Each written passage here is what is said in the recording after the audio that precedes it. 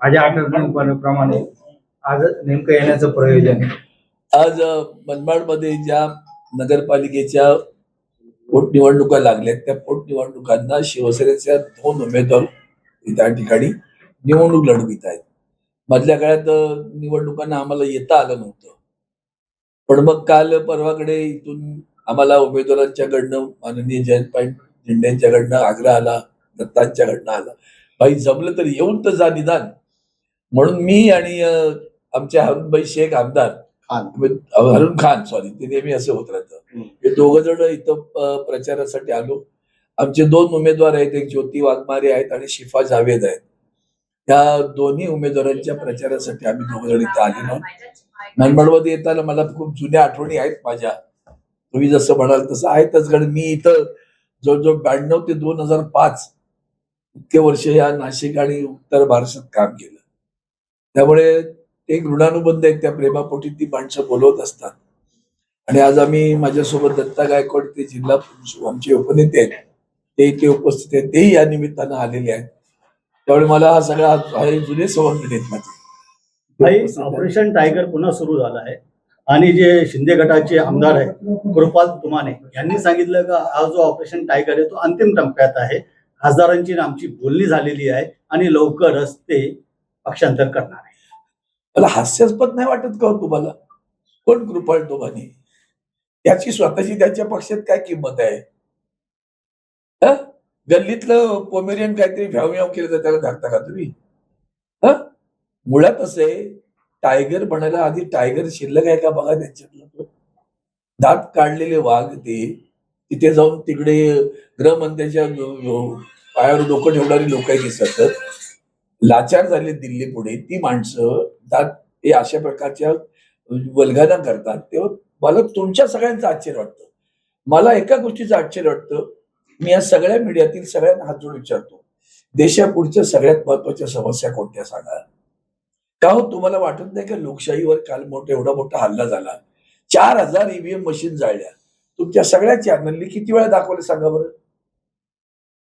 ही बातमी दिवस रात्र दाखवत आहे आणि मग तुम्हाला गोदी मीडिया बोललं का राग येतो? कोणाची तरी गोदी झाला जात ना तुम्ही. मग ही जी काही परिस्थिती देशामध्ये आहे त्यावर तुमचं भाष्य नाही. तिकडे ते न्यायाधीश सगळे टूरवर मजा मारायला फिरत आहेत, लाखो इकडे केसेस पेंडिंग आहेत.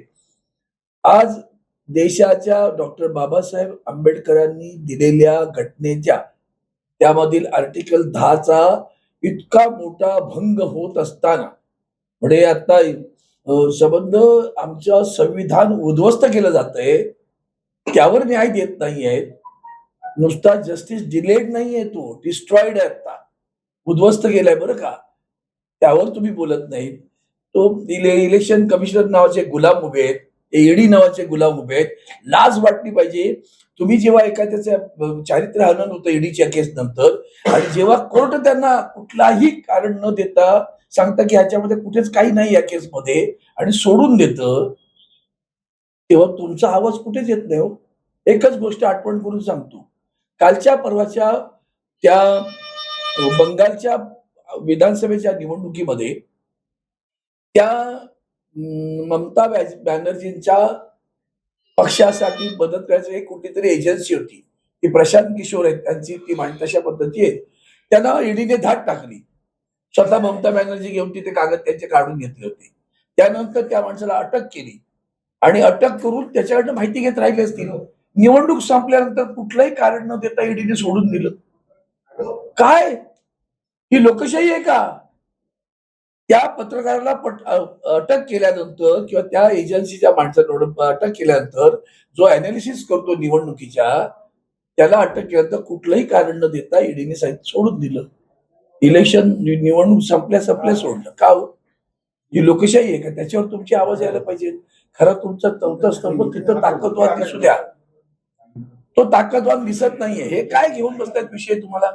मला आश्चर्य वाटतं, कुठला टायगर, कोण टायगर? ते टायगर आहे ते बाळासाहेबांचे विचार घेऊन चालतात का? लाचार लोकांचे घेऊन प्रश्न लोकसभेत आला, खाली विधानसभेत मला ऍडजस्ट करा, अशी ही माणसं आहेत. त्या माणसांबद्दल तुम्ही प्रश्न विचारता, मला आश्चर्य वाटत. ज्या पद्धतीने कांदा खरेदी करते, पहिल्यांदा पहिल्यांदा धन्यवाद देतो तुम्हाला. पहिल्यांदा जो भाव दिला त्याच्यानंतर तो भाव परत वाढवला आणि परत तिसऱ्या वेळेला भाव वाढवला. मात्र आजही शेतकरी जे आहे ते नाफेडकडे खरेदी करण्यासाठी जात नाहीये. म्हणजे ही नाफेडची जी खरेदी आहे ही गोलमाल आहे का? मागच्या वेळेला पण त्याच्यामध्ये भ्रष्टाचार झालेला होता. हा शब्द तुम्ही केलात ना, तो आत्तापासून इथपर्यंत भ्रष्टाचार आहे. 1 रुपया किलोने कांदा, काय माझ्या शेतकऱ्याचं जीवन उद्ध्वस्त करताय हो तुम्ही. सर्वाधिक आत्महत्या करणारा शेतकरी महाराष्ट्रातला आहे बरं. हे विधानसभेत ओरडत असतात सगळी माणसं आमची. वाटतं का?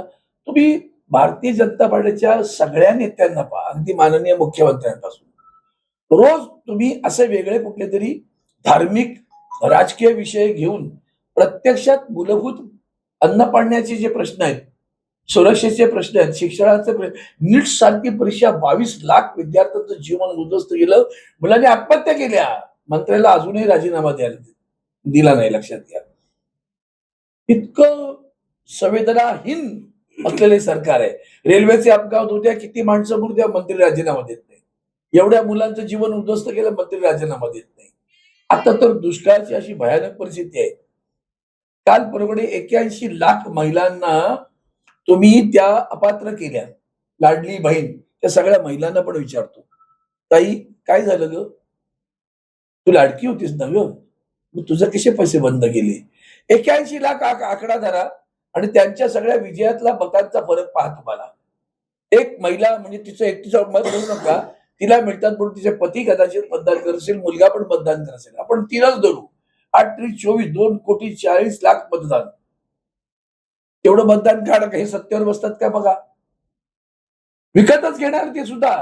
बिहारमध्ये काय केलं? देशाच्या पंतप्रधानांनी 10,000 रुपये प्रत्येक महिलेच्या खात्यात टाकले. मग ती श्रीमंत आहे, गरीब आहे, काय नाही, सगळ्यांना 10,000 रुपये. कोणाच्या बापाचा पैसा? तुमच्या पक्षाच्या प्रचारासाठी. हा जनतेचा पैसा आहे. आणि म्हणून सध्या देशामध्ये असलेले हे जे महत्वपूर्ण विषय आहेत, न्यायालयीन व्यवस्था, सगळ्या संस्था बटीक झालेत राज्यकर्त्यांचं, ते पहा. उगाच काहीतरी सांगत राहणार.